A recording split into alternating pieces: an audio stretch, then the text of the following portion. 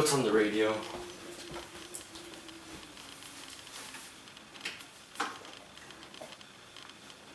My fellow Americans, welcome to another one of my fireside chats. This is your Commander-in-Chief, Franklin Roosevelt speaking, and I want to let you guys know about the Glass-Steagall Act and what it means for your money. The Glass-Steagall Act will ensure that the banks that you trust your money with will separate between investment and commercial activities. This means that the bank is not allowed to put your hard-earned money into investments like stocks, which means that something like 1929 will not happen again. Along with this act, I have also created the FDIC, which will back up your deposits for up to $5,000. The point of this is to stabilize the banking sector of the economy. With this, I hope that everyone can begin to trust in the banks again. Or, if you still can't trust in the banks, then I want you to trust in me. This is FDR, signing out. Sweet dreams, America. Welcome back to 111.1 K69 FM. In recent news, Theodore Roosevelt has been elected president. With his platform of cleaning up the government, a lot of people took the initiative and started exposing corruption at the local level. Take, for example, Upton Sinclair. He wrote the book The Jungle and exposed the horrible conditions that all of our meat is made in. You guys don't want rats in your food, right? Well, neither does anyone else. My girl Ida Tarbell, she's exposing Standard Oil. These people are being called muckrackers now, since they are raking the muck. Good thing they are, though, because they're revealing everything wrong. Get the corruption known. Welcome back to 111.1 K69 FM. The last broadcast we mentioned about the muckrackers, well, the government is starting to act. Remember Upton Sinclair's The Jungle? The government passed the Food and Drug Act and the Meat Inspection Act in response to that. Now all the food you eat is guaranteed to be safe by the government. Of course, it is impossible to get it absolutely clean, but the meat is stupendously cleaner now. Ida Tarbell? Now, the president himself is attacking Standard Oil and other trusts. Welcome back to 111.1 K69 FM. It's been a while since we've been on air now. We know, but we gotta allocate all our resources to the war effort. But that's all in the past, and things are roaring now. You see them girls on the street? Those vamps can suck me dry anytime. Speak of dry, this 18th Amendment prohibition has been getting everyone down. Some could say that it's some sort of Great Depression. I bet there will never be a time in history where people have such low morale. At least, not in our lifetime. Welcome back to 111.1 K69 FM. Now, some of you may have noticed and may think negatively about this, but our president has recently been using his big stick to beat off any issues he might have with any group of people or country. Now, I know you may be thinking, why does he have to use the military? Why can't he just settle issues himself? It's because he has to have some power. He can't just expect negotiations to work if he looks weak. He has to look strong, and the best way possible is to use our magnificent military as a threat. No one could take down our armed men, so logically, no one would threaten us. Jolly is our president smart. Welcome back to 111.1 K69 FM. How's your day been? I bet it's been going pretty damn great because of our great progressive president, Theodore Roosevelt. Our preezy of the United Steezy, Teddy, is making changes in all aspects of life, calling his program the Square Deal. He's trying to change the way that American businesses work and to conserve our beautiful landscape that is unique to the oh-so-great America. He's trying to get rid of the bad trusts who manipulate prices for their own personal profit.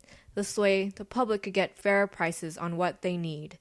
He is also trying to protect our beautiful country by conserving our landscape. He's setting up national parks to preserve what is truly American, our beautiful, untouched lands. If we get rid of our wildlife, then what sets us apart from our dastardly friends from across the pond? Nothing. If we want to be the best there is, we have to be separate from the lessers.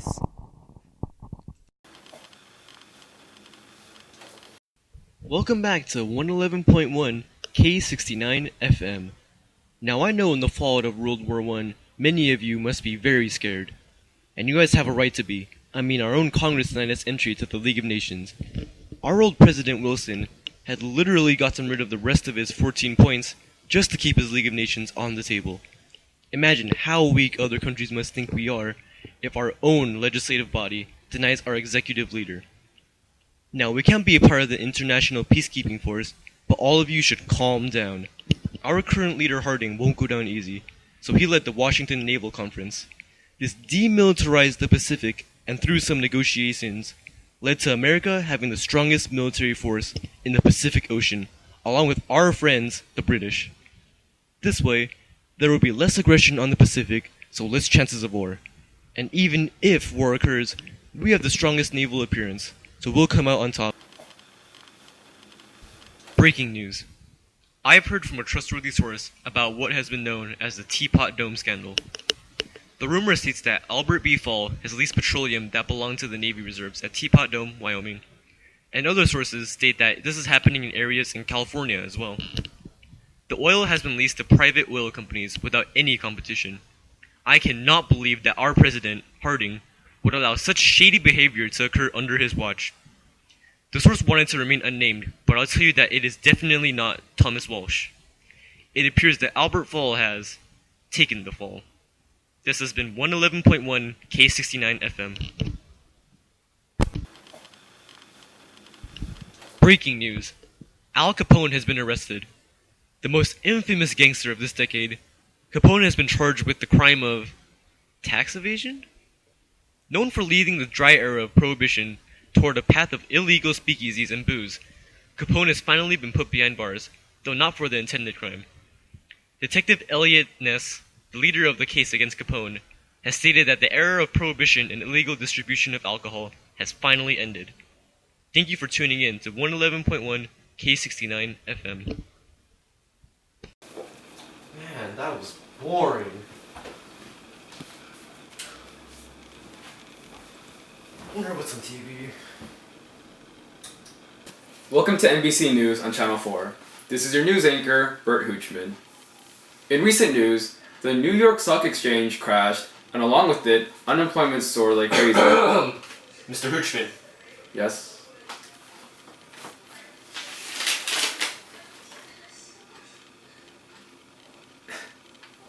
Nice joke. This is not a joke. You're kidding, right? I am not kidding. Well, it appears I've been laid off. This is Bert Hoochman. Good night, America. This is Bert Hoochman for Fox News. Today, I'm here to tell you about the president's dynamite idea of solving the economy. He took some kook's idea, some guy named Keynes.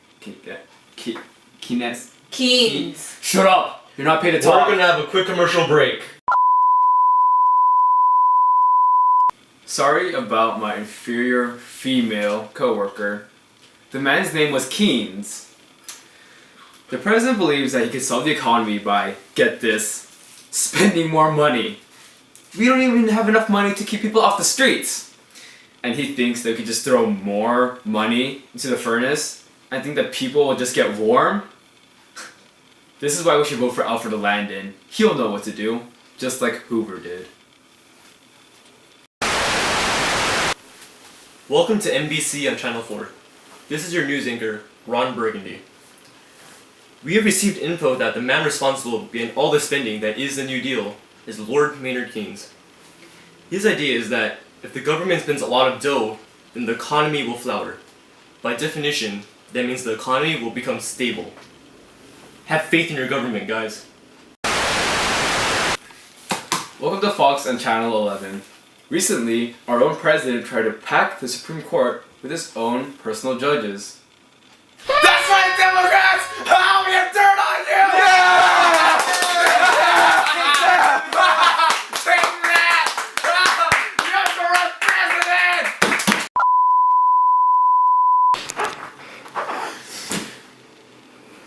This just shows that the Democratic Party is willing to push their own agenda and has no regard for the law or the Constitution of the United States.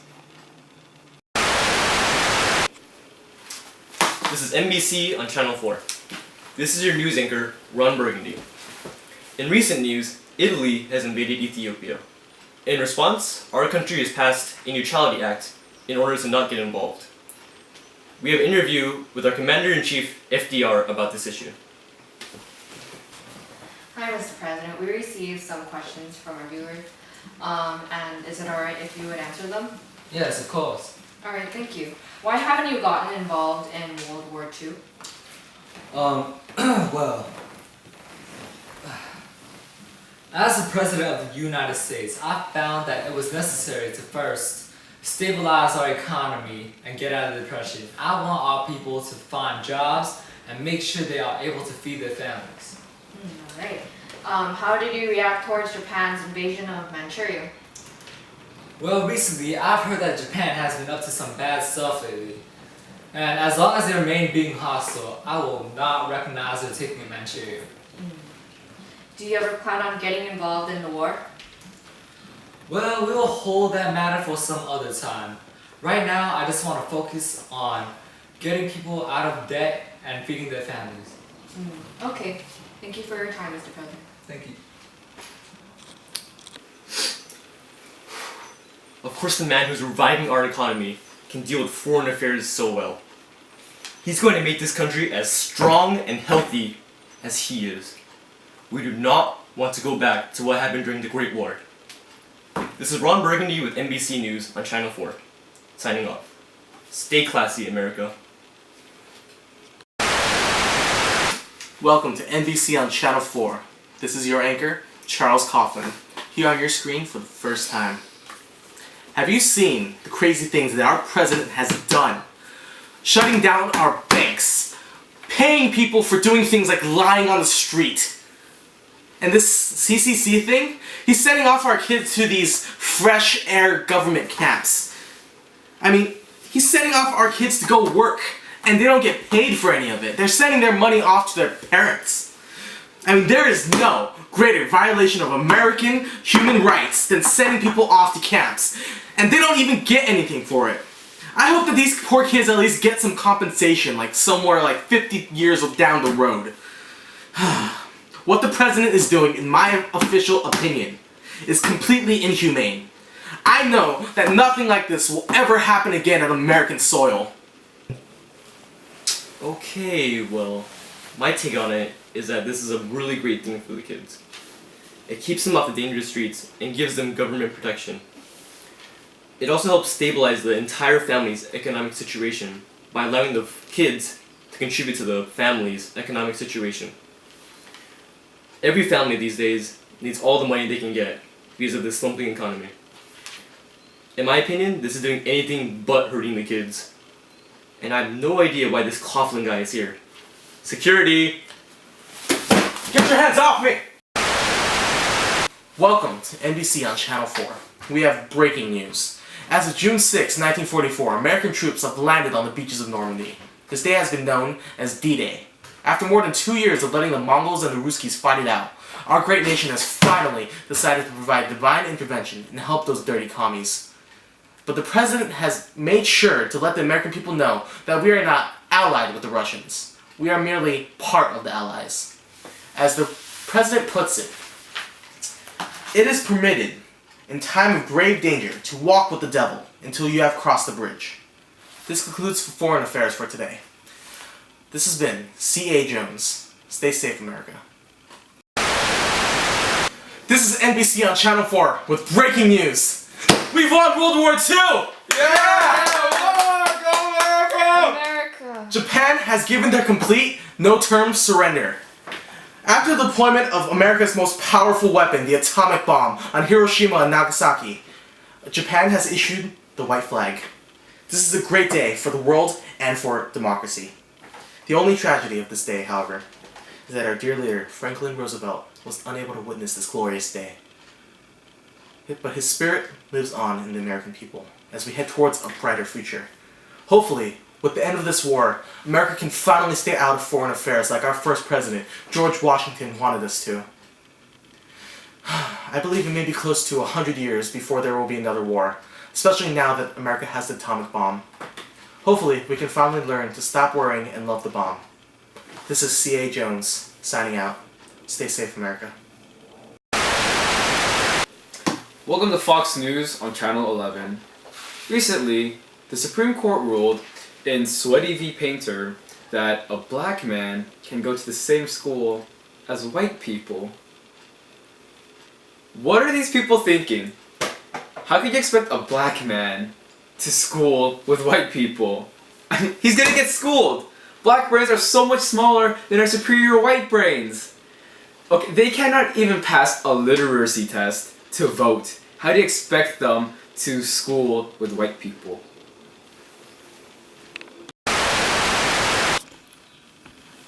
Welcome to Fox News on Channel 11. On the recent controversial case, Brown versus Board of Education, they ruled that separate but equal was unconstitutional. And they said, apparently, and I quote, "Separate educational facilities are inherently unequal." I mean, are these justices stupid?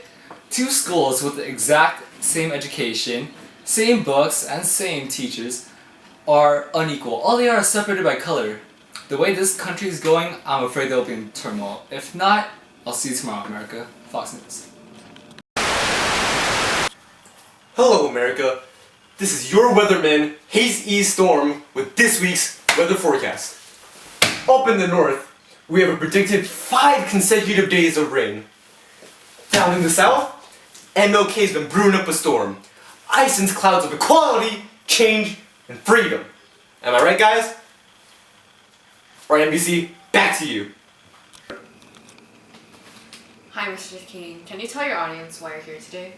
Well, I am here to talk about the local commotion that the black community is currently causing.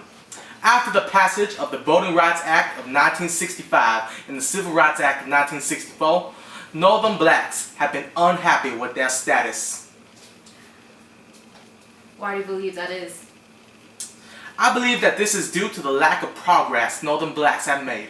Southern blacks have gotten rid of what they call de jure segregation, but de facto still exists.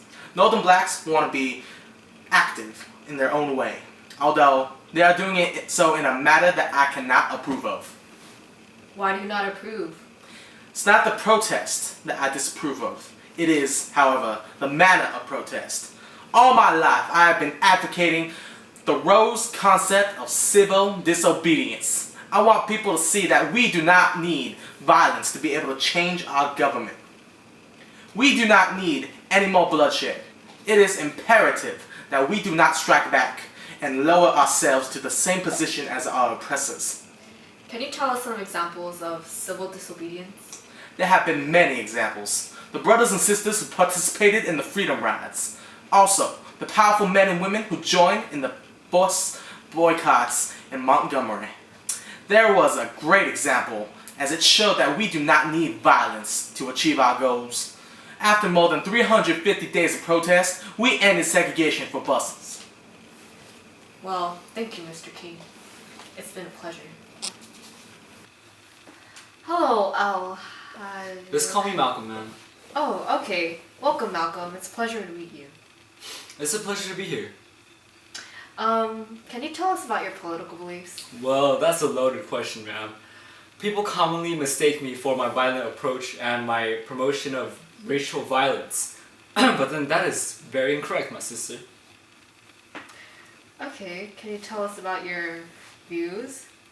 Well, I used to believe that my African American brothers and sisters were the ones who should overcome the white devil of oppression and segregation through separatist means. But then after my pilgrimage to Mecca, I found that that's incorrect and that both whites and blacks can coexist in society. Alright, very good. Thank you, Mr. Malcolm. Thank you. Welcome back on Fox News on Channel 11. Breaking news! 4 Negroes brassily decided to sit in white folk dining area. Luckily, Greensboro police decided to remove them for trespassing. Boy, it is sure right thing to remove people who are disobeying the law. Isn't that right, Jackson?